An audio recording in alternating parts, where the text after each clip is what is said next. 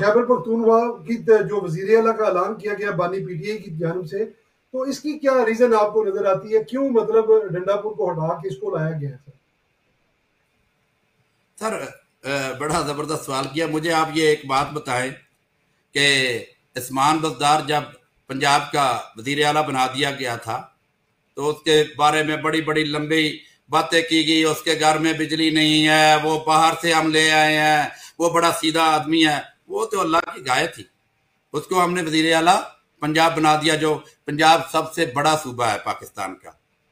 तो ठीक जी। है, मैं इमरान खान के बारे में एक बात कहता हूं। इमरान खान को ना किसी दी आए दी खुशी ना गए दा गम, ना इसका इमरान खान का आगा ना पीछा, ना इसकी रन ना इसका कन। और पाकिस्तान में भाई इसका कौन है? इमरान खान की जरा हिस्ट्री देख लें आप। हिस्ट्री क्या है?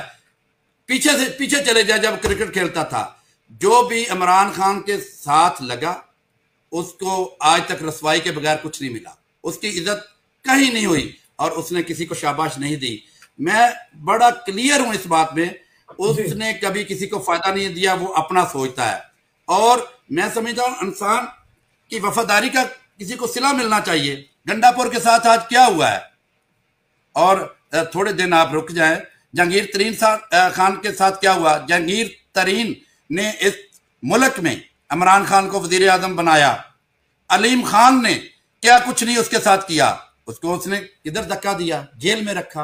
अलीम खान के साथ क्या किया, जहांगीर तरीन के साथ क्या किया, गंडापुर के साथ क्या किया, उस्मान बज़दार के साथ क्या किया, और बहुत बड़ी मिसालें हैं। और आप थोड़ा देर रुक जाएं, ये सहेल अफरीदी के साथ भी यही कुछ होगा। और मैं समझता हूं ये जो कुछ मर्जी कर ले तरीके अनुसार मुल्क आगे बढ़ेगा। जी।